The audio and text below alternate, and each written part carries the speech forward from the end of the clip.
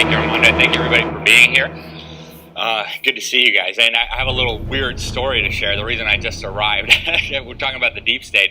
The deep state seems to have sent an agent to my house last night. They didn't want this presentation, and I'm not even kidding, or only half kidding. Maybe the devil, I don't know. But some weirdo showed up at my house. My wife was home with the kids all alone. The guy was banging on the door, banging on the windows. She's getting out the gun, calling the police. So long story short, I had to rush home from Orlando, and I'm operating on about an hour worth of sleep. But everything worked out all right. So there we go. We're going to talk about the deep state today. A lot of us have heard of this term in relation to Trump and what's been going on with all the leaks and all the rest of it. So I want to kind of define the deep state and show you guys what we can do to stop it. And, first of all, what it is, and second of all, what we can do to stop it and preserve our freedom. So, when we think of deep states, we normally think of countries like Egypt and Pakistan and the Soviet Union, where there's this kind of power behind the throne, right? But we don't normally think of America, or at least we didn't, most of us, until pretty recently. When Trump got elected, we had some very interesting things happen. We had this whole machinery, the media, the bureaucrats, the intelligence community, so-called, and all the rest of it, kind of in this big chorus of anti-Trump hysteria. And people said, wait a minute, that sounds coordinated, right? And, that's just a conspiracy theory. Well, a lot of people have looked at this and said, something weird is going on here. And according to an ABC News poll, fake news, Washington Compost participated, so take it for what it's worth. But about half of Americans now believe that there is a such thing as a deep state, and they define it as an apparatus of bureaucracy, military, and intelligence that kind of operates behind the scenes beyond the control of voters and elected officials. So they even defined it, right? So obviously the deep state is international. America is not unique. We're not the only ones with a deep state. And in fact, the deep state here in America is connected to a broader thing that I'll call a deep state that operates worldwide. And in fact, important tentacles of it are here in the United States, but it's not the end-all and be-all, even though I will be focusing on the United States. So again, we know most people now believe in the deep state. We have most Democrats, most Republicans, most independents, and young people are even more likely to believe in the deep state than older people. So that's a good sign that people realize at least everything is not as it seems. We're not being told the whole truth. So that's really encouraging. Here's Politico saying the deep state is real. So they're kind of admitting it now, although they want to misdirect us. Edward Snowden, the whistleblower, think whatever you will about him. He's hiding out in Russia, which is kind of weird. But he said the deep state is real, and he worked in the deep state for a very long time. You have Dennis Kucinich, a Democrat, right? And, if there is a such thing as a good Democrat, we might call Dennis Kucinich a good Democrat. He's a good guy. I think most of us would disagree with him on a lot of policy, but at least he's honest. At least he's not controlled by, the deep state, so-called. And he talked about how the deep state was going after Trump. So, this was very honest from a Democrat. We have the FBI. Just the day before I put this presentation together, an FBI report was leaked talking about a deep state, saying, hey, there is this group of bureaucrats and officials who don't like Trump and who are trying to sabotage him.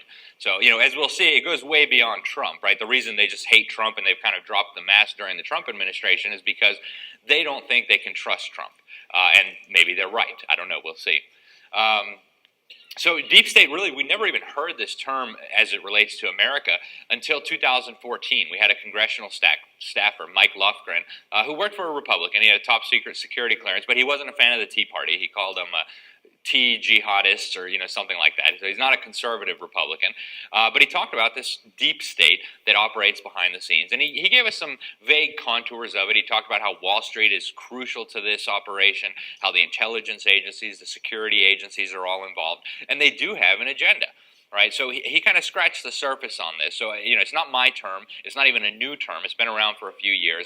But during the Trump administration is when this really came out. There's Mike Lofgren. Must be a good Swede or have Swedish ancestors somewhere with that last name. But he wrote a book about this. Then we have the Higgins memo. I'm sure some of you guys heard of Rich Higgins, who was working in the National Security Council. He wrote actually a really good memo, and apparently Trump was a fan of it, talking about how globalists and Islamists and the media and all these others who wanted to destroy the United States had joined forces to destroy Trump. And he was fired for that by a guy that we'll see later, I think is very clearly an agent of what we'll call the deep state, or even the deep state behind the deep state. So there's Higgins. He got fired. There's the bureaucratic deep state. So we're going to go through each of these different factions of the deep state, right? And there's more to it, but I'm limited on time. So we'll talk about the bureaucracies. We'll talk about the so-called intelligence community. We'll talk about the semi-secret organizations, Council on Foreign Relations, Trilateral, Bilderberg, and then we'll talk a little bit about the secret societies and the money men involved in all this. So we won't dwell too long on any of them, but the bureaucratic deep state, so we have almost 3 million bureaucrats in America working for the federal government, not including our soldiers and not including the 20 million or so who work at the state and local level. So we have a lot of bureaucrats in America. I mean, imagine what 3 million people looks like. It's humongous.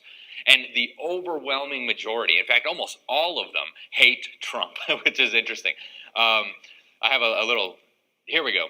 So this graph here actually came from The Hill, more fake news generally, but this was a good investigation they did. They looked at all the contributions that the bureaucrats had given to the political candidates in 2016. The blue is Hillary Clinton. The red is Donald Trump. So some of these bureaucracies, you had 99.8, 99.7% of the donations were going to Hillary Clinton, and 0.2 were going to Trump. The best one, I think, was the Department of Defense, and that was about 90% for Hillary. We normally think of the Pentagon as kind of conservative.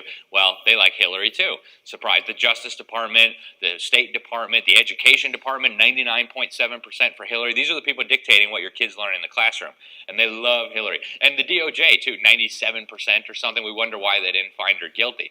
Right? So we know they like Clinton, and they don't like us, and they don't like Trump. I am talking really fast, I realize that, and I know some of you guys are thinking, man, he needs to slow down. The problem is if I do that, we won't get to the end of the presentation. So I'll break all the rules of public speaking, and you guys will just have to bear with me. I think the presentation will be on YouTube later. So if I went too fast and you want to go back and say, what was he talking about? Or if you want to whip out your smartphone and say, that can't be true, fact check me while I talk, and you'll see that I didn't include anything in here that's not indisputably true. So Joe Biden, he says, all the bureaucrats, you guys need to stay put because eventually sanity will return, right? Trump will be gone and we'll go back to normal. Clinton said the same thing. The bureaucrats are calling all the time, and we know that a lot of Obama's people burrowed their way into the bureaucracy, right? We had 78 of his political appointees became civil servants right at the end of his tenure. And the reason for this is because then they can't be fired, right? If they're political appointees, they're going to be removed. If they're not, it's impossible to get rid of them almost. I mean, they could be involved in criminal activity, and you can't get rid of them thanks to these civil service laws that we have. So the deep state monster, I just want to give you guys a little bit of an overview. Nobody actually knows the real number, right? It's pretty crazy. A member of Congress asked the Congressional Research Service, hey, why don't you go figure out for us how many regulations have criminal penalties attached? And they found out that we actually can't calculate that number. We don't have the resources or the ability to find out how many federal regulations have criminal penalties attached. You could go to jail for a lot of these, and you've probably never heard of more than one or two of them. And there's a really good book. It's actually written by a liberal. 3 felonies a day, Harvey Silvergate.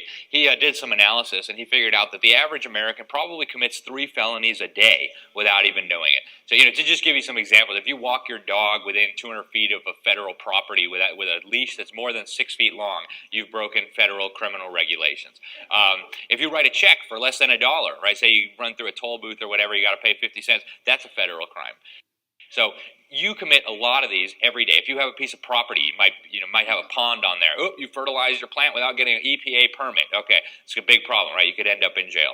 Now, for most of us, we're not going to end up in jail for breaking these, right?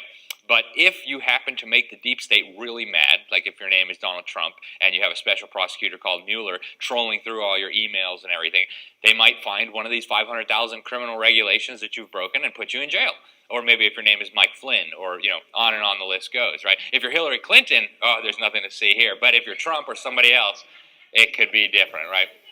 So now we'll talk about the intelligence community, because the bureaucracy really is, when the media talks about the deep state, a lot of times they're talking about the bureaucracy, and that is one component of it. There really is a lot of bureaucrats who hate Trump, who hate the Constitution, who hate us, right, because we voted for Trump. And they want to stop him. They want to stop the agenda. They don't want to make America great again. They don't believe in America first. They believe in globalism and socialism, and we'll see a little bit of that in just a moment. But then the intelligence community, I call them kind of the operational arm of the deep state, right? They do the dirty work that, a guy from the CFR couldn't just walk out of his building and assassinate someone or rob a bank or, overthrow a foreign government. They have to use these shadowy clandestine operations. And I'll start with the caveat that not all these guys are bad, right? I know some of them. They're not all bad. Some of them are good patriots. But a lot of them are really, really bad, and we'll see Couple of examples. So we know they're against Trump, right? I mean, we had a record number of leaks. We had one national security leak per day for the first 125 days of the Trump administration. This was unprecedented. All these leaks were designed to destroy the president and sabotage his agenda.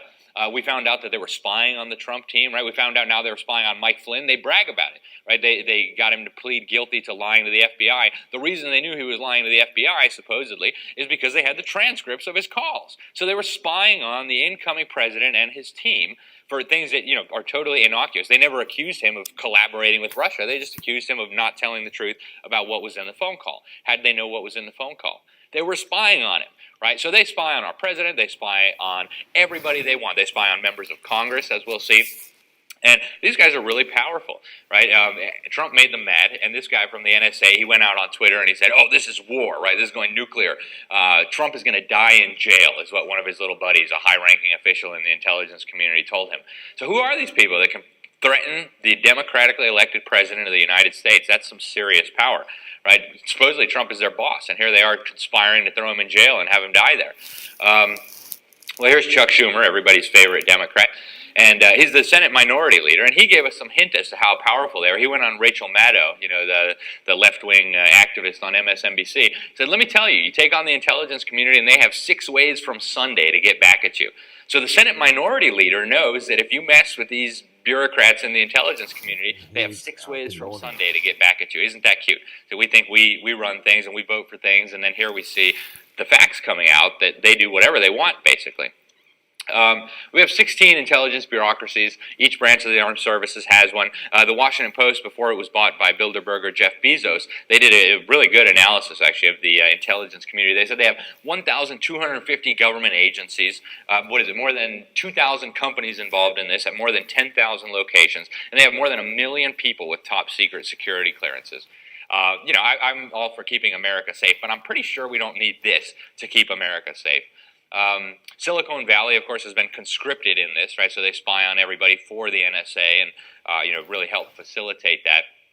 And they even start wars, according to Lofgren, this congressional staffer, top secret security clearance, who wrote this book, The Deep State. He says they just start wars willy-nilly, Iraq, Afghanistan, Libya, Syria.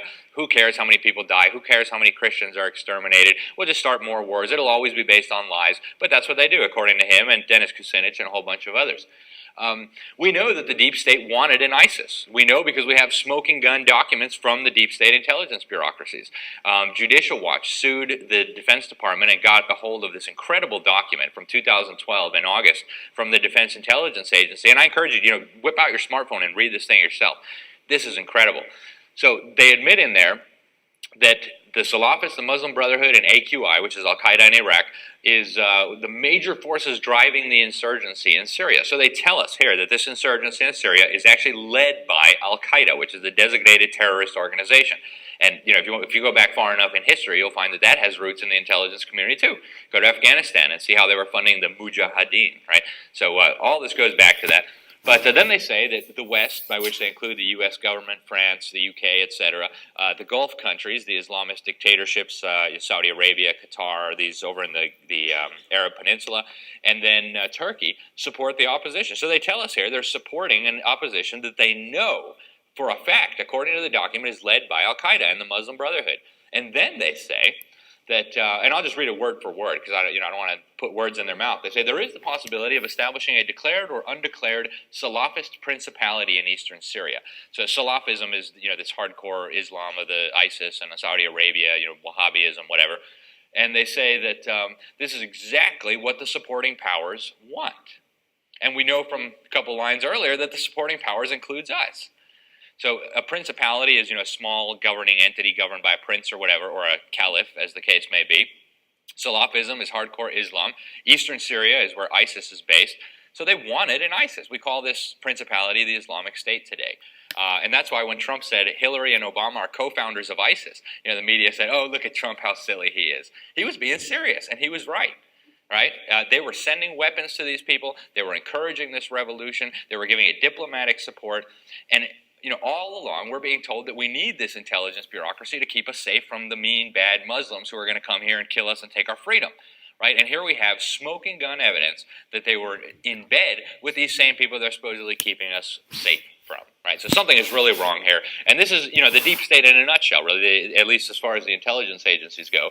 Here's Trump talking about how Obama and Hillary founded ISIS. And, again, he was right. And he said it over and over again. I'm not kidding. They are the co-founders of ISIS. Stop laughing. It's true.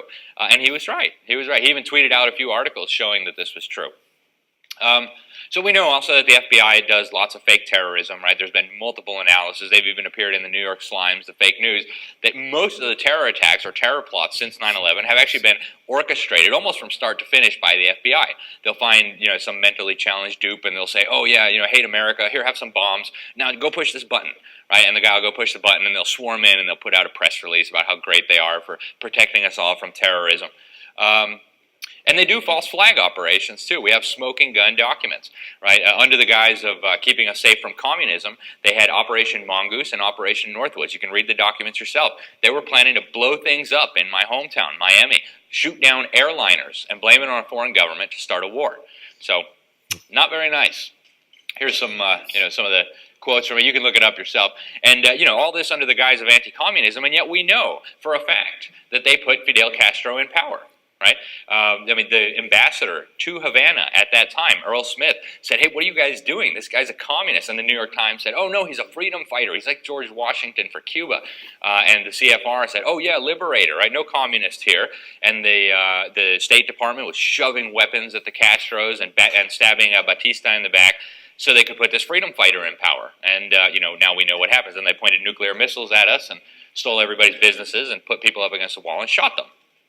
They were supposed to keep us safe from communism, right? That's what they told us. Well, here's John Brennan. This was Obama's director of the CIA. He admitted to the Congressional Black Caucus that he voted for the Communist Party candidate in 1976, Gus Hall, a Soviet puppet.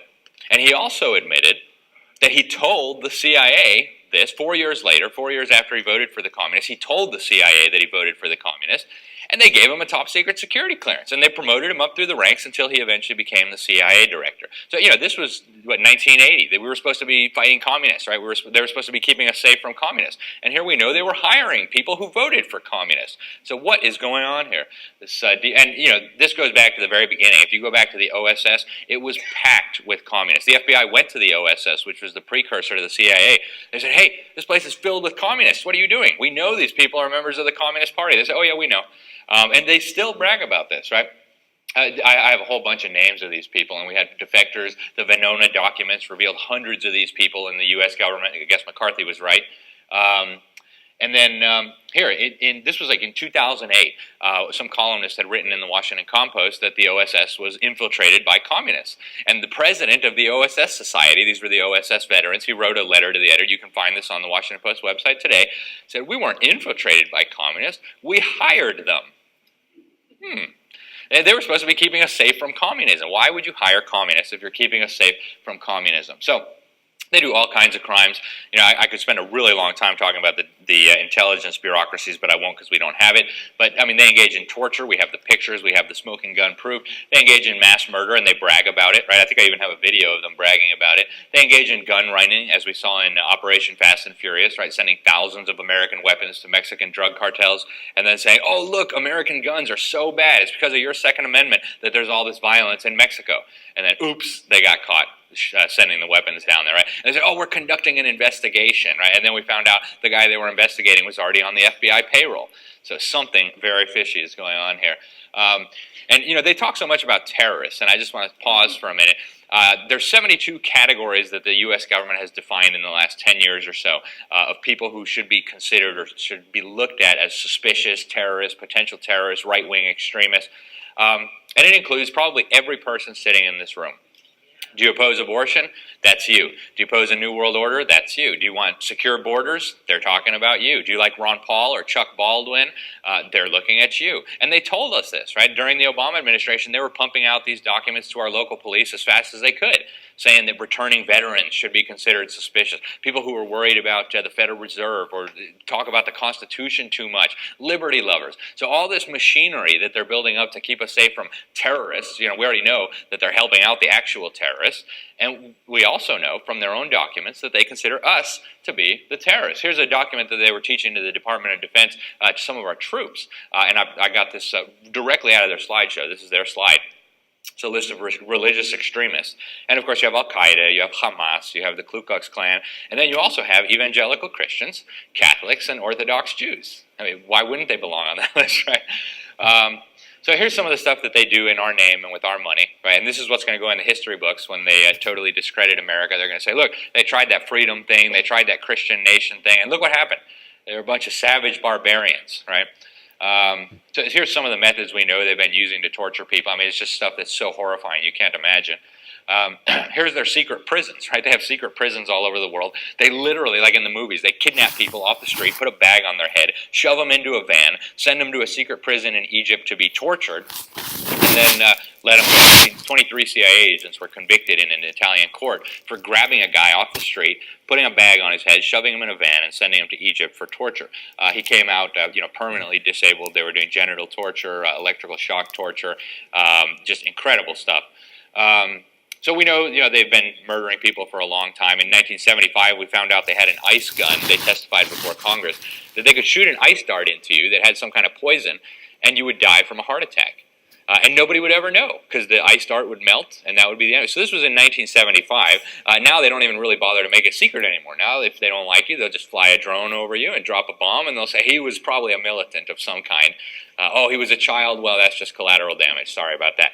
But, they admit that they've murdered thousands of people doing that. And murder is the only proper term. These people have not been convicted of a crime. Most of them have never even been charged with a crime.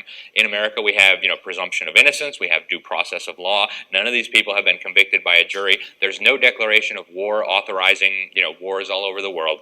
So this is mass murder. Here's two of the victims of these drone strikes. So they're actually both born in America. Their father allegedly produced some YouTube propaganda videos that the government didn't like. They didn't even charge him with a crime. They didn't take him to jail. They didn't put him through a court proceeding. But they killed him, and they killed his kids. And these were both born in America. One was 8, one was, I think, 15 or 16. And so, again, mass murder is the correct term. This guy, and we'll see him again in a minute when we look at the Bilderbergs and the Trilateral Commission and the CFR, because he's deeply intertwined with these. But I have a video of him, Michael Hayden. He was the head of the CIA and the head of, here we go. Let's see if we can watch. This is all done under the Foreign Intelligence Surveillance Act, and the Foreign Intelligence Surveillance Court is the secret court that weighs, as I said, in secret, the legal justification for putting together a search of metadata linked to a person or persons, and then gives it an okay or a not okay, and it is on a time limit. General Hayden, you can find out all these things David just said about me, about David, about anyone in this audience. That is a function of operational capability. I'd like you to talk about whether you're comfortable with that operational capability. If so, why? And how often is it used in the ways that David described? Yeah, first of all, David's description of what you can do with metadata, and quoting a mutual friend, Stuart Baker, is absolutely correct. Okay, we kill people based on metadata. We kill people based on metadata, right? So, that might not be us today, but give it 10 years, give it 20 years. These guys are now openly killing people without charging them with a crime, without putting them through court, without anything except their metadata, apparently, right? Your metadata is now enough to have a drone strike launched at your head. And remember, during the Obama administration, they actually went to the courts. The Attorney General, Eric Holder, the criminal who sent all the guns to Mexico, they went to court and said, we have the right to kill anybody, including an American citizen, if the president says he's a danger to national security. So how long until we're declared a danger to national security? It might not be tomorrow. It might not even be next week. But at some point, Trump's not going to be the president anymore. At some time, these maniacs will get their people back in, and it's not going to look pretty. So we know they're spying on everything, right? This was a real whistleblower from the NSA, William Binney. He resigned in 2001. He said they're spying on everyone. They're gathering everything. They're getting all your phone calls, 80% of your emails. They're storing it all in these mega, server farms out in Utah and who knows where else. So they're not listening to every phone call of yours, but they have it recorded for future use. And if you make them really mad, and now with the emergence of artificial intelligence, how long until they can just get all that put into a quick document? They say, oh, well, we need to target Mr. X. Quick, find out what's in his NSA file, have the AI look through there, put together a report. We have 500,000 federal regulations with criminal penalties attached. It's not going to be hard to put you in jail or justify a drone strike on you. Here's one of the facilities they built in Utah. It can hold a yottabyte of information. That's the equivalent of 500 quintillion pages of text to give you some semblance of how much data they're gathering. And this was in '75. Frank Church, a senator, they did an investigation into the intelligence agencies, said, and this was, 35, 45 years ago, that the NSA had the capability to turn America into a complete and total dictatorship where nobody could resist. And this was a long time ago, before you had a spying device in your pocket, right? So imagine how far they've progressed since then. And even Congress is not safe from these people, right? And I think nobody here is going to say Senator Feinstein is their favorite senator, but her committee was investigating the CIA and their torture, and she found out that the CIA had been spying on her committee. They'd been going into their computers and deleting documents as part of the investigation to cover their tracks. If they can do this to sitting Senate committees, what can they do to us, right? What can they put in your computer or delete from your computer? It's very, very strange stuff. We talked about Operation Fast and Furious. We know they've been caught drug dealing so many times. I wish we had more time. I'd show you guys a video of the head of the DEA, Mr. Bonner, talking on CBS about how he caught the CIA shipping 1 metric ton of cocaine into the United States in collaboration with the Venezuelan government. And obviously that's not legal, right? There's no provision in the law that says you can drug deal if you're the CIA, right? And one enterprising journalist tried to expose all this, Gary Webb, and they just said on TV, right, he killed himself with 2 bullets to his head, right? It's unbelievable. But so I think the message here is, they want everybody with a brain to say, oh, so that's what happens if you go too deep into this, right? Because, nobody's going to believe that someone killed himself with 2 bullets to the brain. That's absurd. We know they overthrow governments all the time, right? All over the place. These are the ones we know of. These are the ones that Foreign Policy counted. Foreign Policy is owned by the Washington Compost. We know that the CIA played a key role in bringing the EU about. Right? We have the declassified documents now. They were funding AstroTurf movements in Europe to demand European federalism. and on it goes. Right? Here's the European Union, by the way. On the left is an artist's rendition of the Tower of Babel. On the right is right there with the stars is a propaganda poster actually created by the European Union. And then on the far right, you have an actual picture of the European Parliament. And the resemblance is not coincidental. In fact, they did that on purpose. And if you know anything about the Tower of Babel, that should start some serious questions going in your mind. So MK Ultra, we know that under the guise of keeping us safe, they were studying mind control. We have some of the documents. They shredded most of them, but we know they were giving mental patients and children LSD. We know they were torturing people to try to shatter their consciousness and program people to do things. This stuff all sounds like science fiction, but we have smoking gun documents proving it. You can find them on the internet. The CIA does not deny it. And again, they shredded most of the documents, so it's probably worse than what we know. We know that the CIA has had propaganda operations. Operation Mockingbird. They had at least 400 U.S. journalists that we know of, including owners of Time Magazine, journalists for the Washington Compost, for the New York Times. William Buckley, the guy who did National Review, right? He was one of the CIA's Mockingbird guys. He worked for the CIA. He was also a member of the Council on Foreign Relations. He was also a member of the Skull and Bones Secret Society that we'll talk about in a minute. And, so he's supposed to be Mr. Conservative, right? He's supposed to be the founder of the conservative movement with the alleged authority to excommunicate conservatives who he didn't like. Well, he was, as much a part of the deep state as anyone can be. Here's some other of the journalists, right? The founder of Time Magazine and Life Magazine, Henry Luce, was identified as one of these Operation Mockingbird assets. So lots and lots of them, right? We think we could trust the news. Of course we can't. Now we know. So let's talk about deep state money real quick. Obviously, I'm not the first one to point some of these things out. People who agree with these things have pointed these things out. There might even be a copy in the back. I don't know if Jan has one, but the John Birch Society sells a book called Tragedy and Hope. This was published in 1966 by a guy called Carroll Quigley. Actually, you can listen to Bill Clinton. He says, Carroll Quigley was my mentor. He was a history professor at Georgetown. And this book is incredibly revealing. It's thousands of pages. It's a little bit boring, but there's incredible revelations in there. He says he agrees with the goals of what he calls this Anglophile international network. He says he agrees with their goals. The only thing he disagrees with is the secrecy. He says he's been close to them for many years. He likes what they're doing, with a few exceptions, and he put his findings into the book. So here's a couple of quotes, and I encourage you to look up this guy in more detail because he knew what he was talking about. So he said that the powers of financial capitalism, by which he means, what I'm talking about is the deep state, had this plan to create a world system of financial control in private hands, able to dominate the political system of each country and the economy of the world as a whole. They said the system was going to be controlled in a feudalist fashion, right? Does everyone remember feudalism from middle school history class, right? Wasn't fun. By the central banks of the world acting in concert through secret meetings. So the apex of the system was going to be the Bank for International Settlements, which my friend Frank de Varona in the back has got a book. He's got that on his cover, right? The BIS. This is an important institution, and most people never even heard of it. Mike Lofgren, I keep coming back to him because he was the first one to say, hey, we have a deep state in America. He says Wall Street is a critical component of this deep state, and he's right. And man, I'm almost running out of time. Armando, I'm supposed to finish at 20 past, is that right? So I have like 17 minutes left?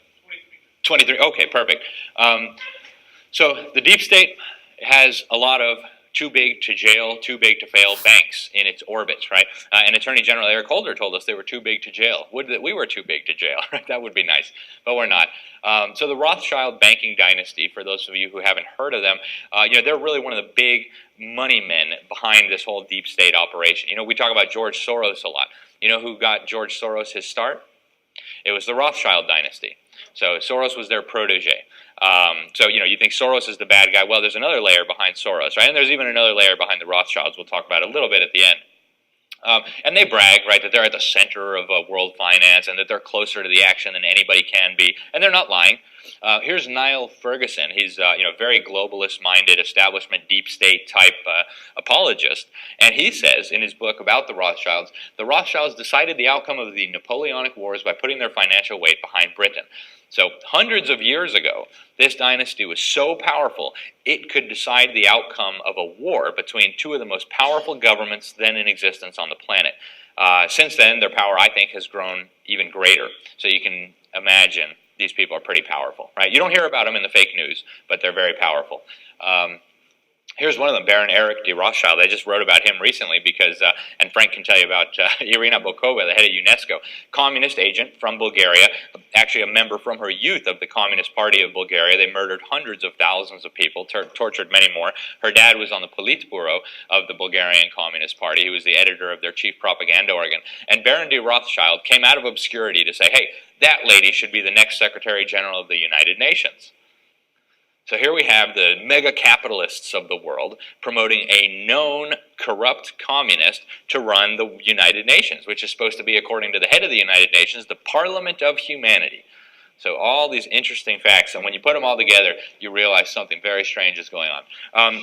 We tend to think of the world economy as this constellation of independent businesses, and many of them are in competition with each other, and to some extent, a little bit of that is true. But there's a fascinating study out of Switzerland that I'd like to point you to. It was published in the journal PLOS 1 in 2011. And what they say is that basically the entire world financial system, all the mega corporations, are controlled by a tiny, they call it a super economic entity, a core of entities that all have interlocking boards. So you have a tiny, tiny group of people who own and control the mega banks, which own and control the central banks, which own and control, which also own and control the corporations. So this thing, we see all these separate companies and all that. Well, really, when you get to look behind the scenes, you see that they all link up behind the scenes. It's a very interesting study, and I highly encourage everybody to look at it. Here's some of the ways they tried to graph this that they uncovered. It was the first examination of the control and the ownership of the world financial system, and it revealed some really interesting things. Back to the communism and the capitalists.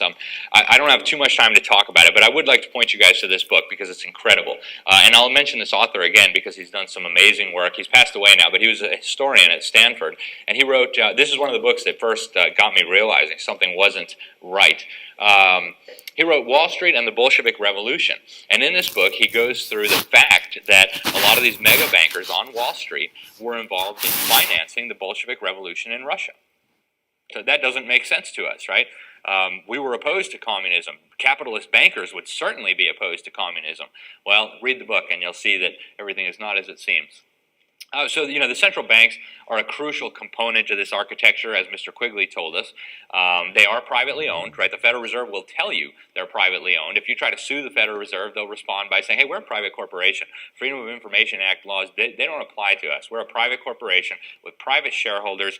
We elect our own board, and sorry, but Freedom of Information Act laws don't apply to us. And they're right. They're private corporations, so they're not lying. I wish I had more time to talk about central banks, but just to give you guys some perspective of the power of these organizations, the Special Inspector General for the Troubled Asset Relief Program, I don't know if you guys remember the SIG-TARP, right, during the Wall Street bailouts, he put together a report. He said that the central bank created 27 trillion new dollars out of thin air to bail out their cronies. For perspective, that's a lot bigger than the size of the U.S. economy in a year, right? The U.S. GDP is about 17 to 18 trillion dollars. So by pushing a few buttons on a computer, these guys printed more money than the entire value of our economy in a year and handed it out to their friends, right? And a lot of times the bankers that got bailed out were sitting on the Federal Reserve's board of directors. So that's really nice how that works, right? If only we could do that with our businesses. They manipulate prices of everything, right? They brag about it. Alan Greenspan has talked about how they manipulate the gold prices. It's very, very dangerous stuff that they're up to. There's the value of the dollar right there. You can see it started in 1913, worth $1. They've stolen about 95 to 97% of the value of our money. So if your great-great-grandpa buried $100 in the backyard, that $100 back then was worth a lot of money. He had to work really hard for that $100. Today, maybe you can buy yourself a nice dinner. So where did all that money go? Well, they took it, right? So they get all this money through these corrupt practices, right? It's not that they're good businessmen, it's that they're corrupt businessmen, right? So they get all this money, and then they stash it all away in their tax-exempt foundations. George Soros just dumped $18 billion into his tax-exempt open society foundations. That's a lot of money. That'll buy you a lot of propaganda, a lot of riots, a lot of insanity. And so they get all this money, they put it in their tax-exempt foundations, and then they use it against us. And we know because Congress investigated, right? In 1952, they put together a committee. Norman Dodd was the chief investigator for the Congressional Committee. And so they were looking into these tax-exempt foundations. The head of the Ford Foundation called him up and said, hey, come to my office, we need to talk. Why are you guys investigating us? I'll tell you what you want to know. And he said, and this is a direct quote from him, Mr. Geither, who was running the Ford Foundation. Mr. Dodd, we are here to operate in response to similar directives, the substance of which is that we shall use our grant-making power, and pay attention, this is incredibly important, to so alter life in the United States that it can be comfortably merged with the Soviet Union. You can watch the whole video. It's an hour long. It's incredibly good, this interview with Norman Dodd, who was the lead investigator. Their report was incredible, too. It talks about how these foundations financed the destruction of education. They financed a revolution in education, they said, that made possible a revolution in society that never would have been possible had they not been doing these things. Education has been one of my big focuses. I have one copy left of Crimes of the Educators, a book that I wrote with Dr. Blumenfeld. I should have it in the back if anybody wants to take a look. But, education has really been the key to all of this, and I won't get into it. That's maybe a topic for another speech, but they've dumbed down and they've indoctrinated our children in school. In fact, for several generations now, so all of us are victims of this too. And the consequences have been devastating, right? I mean, we are much dumber than we were. So there's Crimes of the Educators. So now I want to talk about the deep state behind the deep state in my remaining time. I think I've got 20 minutes left. And so this is, the really important stuff. We talk about the bureaucracies, we talk about the intelligence community, but the intelligence community and the bureaucracies are actually run by people who are part of these deep state behind the deep state. So they need to be seen as tools of the deep state behind the deep state rather than, as the media is portraying it, the deep state in and of itself. So I have them all as dead people here. It's not a coincidence. But so there's a huge constellation of organizations that make up this deep state, and the key ones we're going to focus on: Council on Foreign, and I could have gone on for a while, but the three really big ones that I want to talk about: Council on Foreign Relations, the Bilderberg, and the Trilateral Commission. These are the key ones. And so before you guys say, oh, well, he's a conspiracy theorist, let's see what David Rockefeller has to say. Somebody might have a copy of this book here. If not, you can get it at your local library. But he brags about being a conspirator.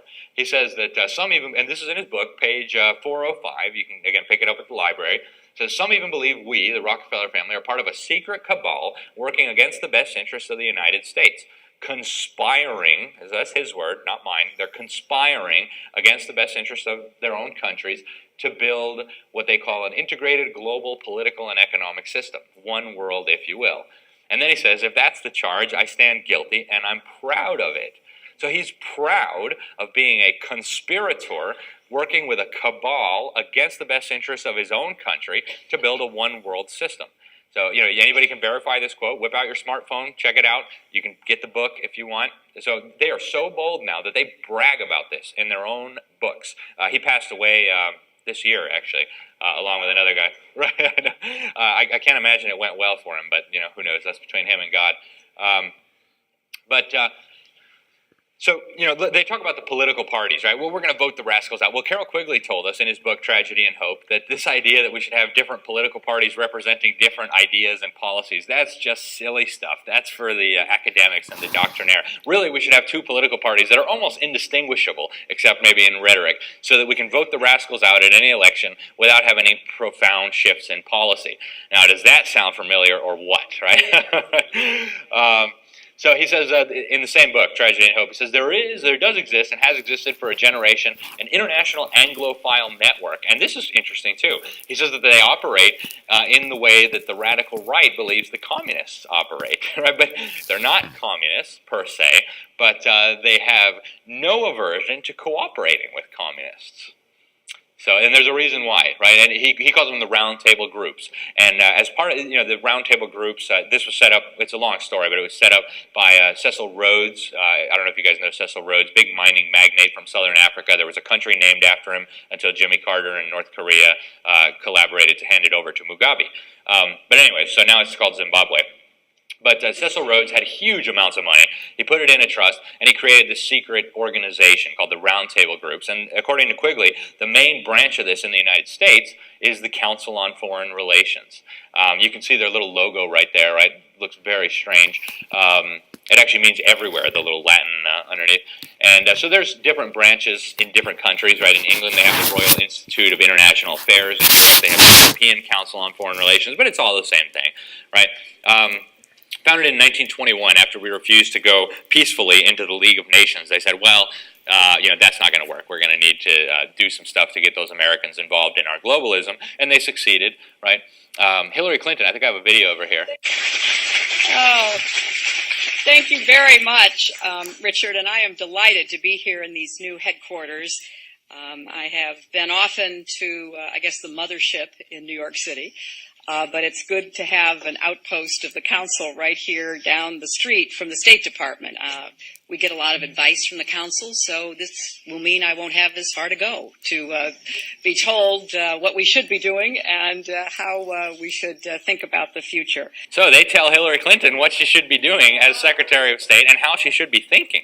That's a pretty powerful organization, right? Here we thought Hillary was the problem. So let's see who else we have here. Uh-oh, I think we froze. My next one was going to be a little video with Dick Cheney. Let me see what's going on. Oh, I think we froze. Armando's going to help me get the computer. So the next one I have is a video of Dick Cheney, right? Because this is not a Democrat problem.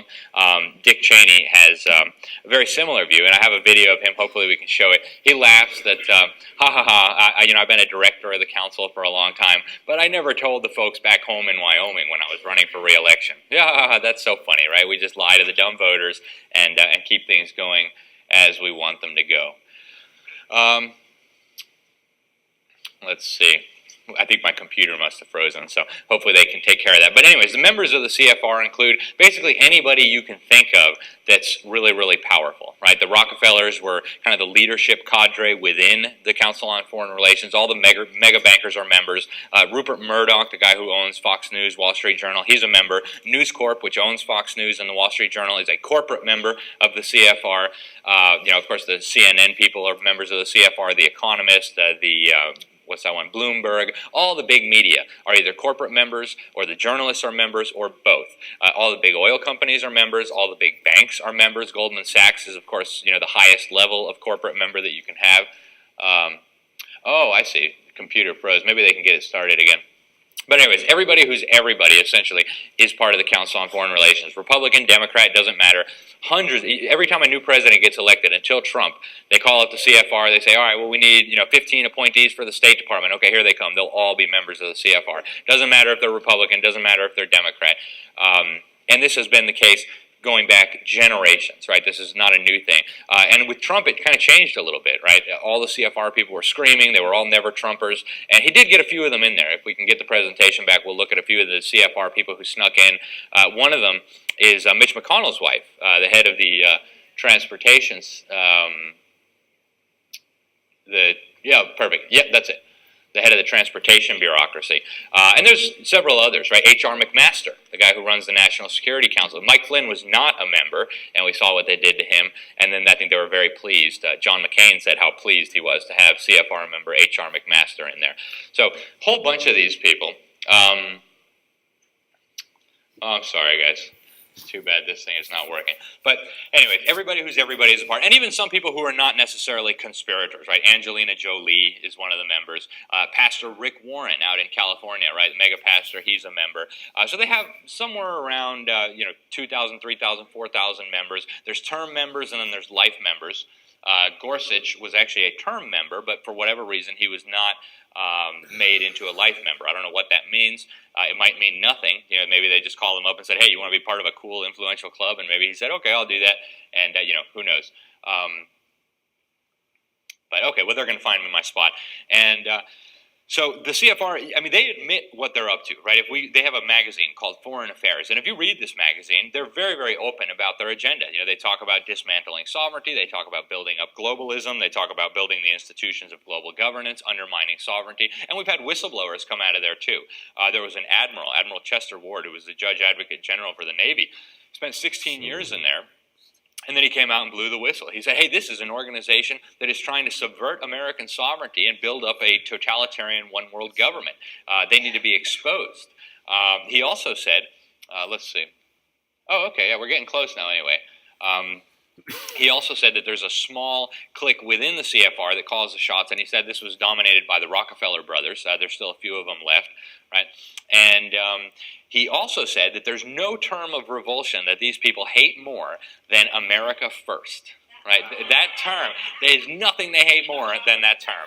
So now we understand why they're frothing at the mouth when they're on TV talking about Trump and his America first, right? So here's some of the members, right? Richard Nixon, Gerald Ford, Jimmy Carter, the Bushes, the Clintons, all of them. They're all members. They're all part of the club, and we're not in it, right? And they don't talk about the club. It doesn't matter what fake news network you're watching. They're not going to talk about the CFR.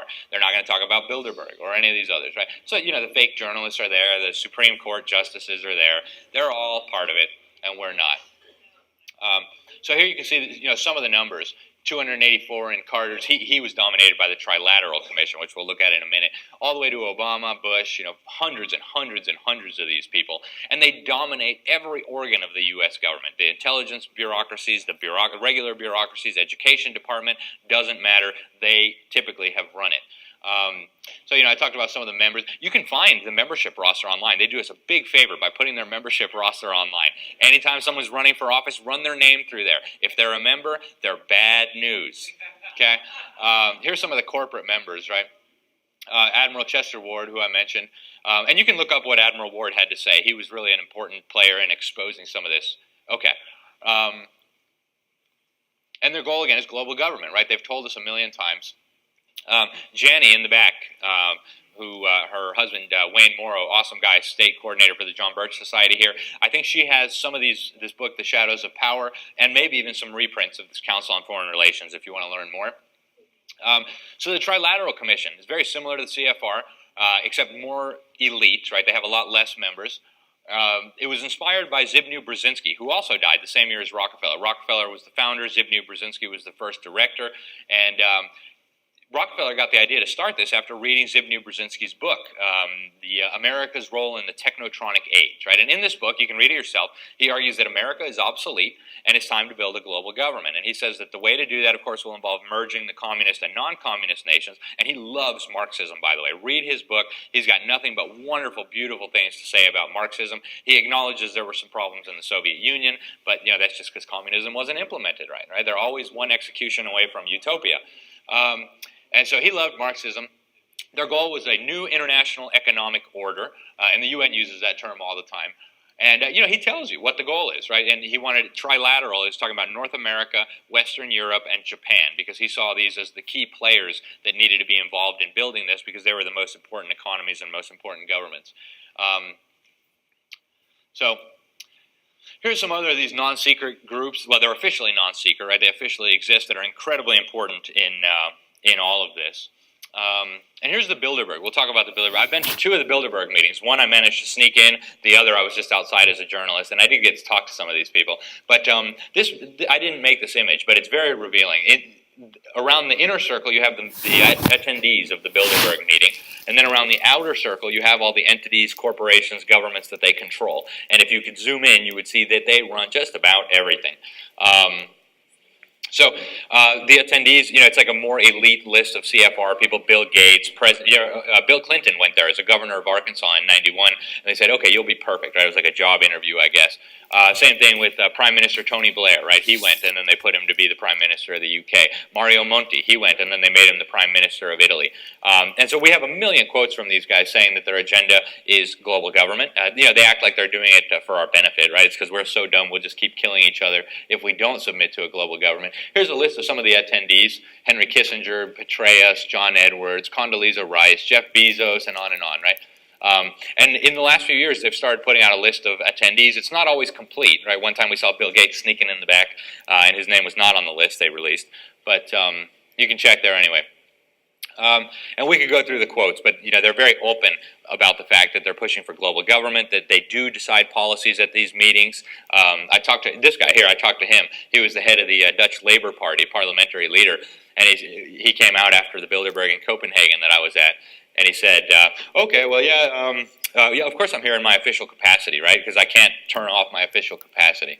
So they're open about it. Here's Skull and Bones, right? This is the organization that Bush was part of. You were both in Skull and Bones, the secret society. It's so secret we can't talk about it. What does that mean for America? The conspiracy theorists are going to go I'm on. sure they are. I don't know. I haven't seen the web. Number 322? First of all, he's not the nominee, and look, I look for. Are you prepared to lose? No, I'm not going to lose. You both were members of Skull and Bones, a secret society at Yale. What does that tell us? Not much, because it's a secret.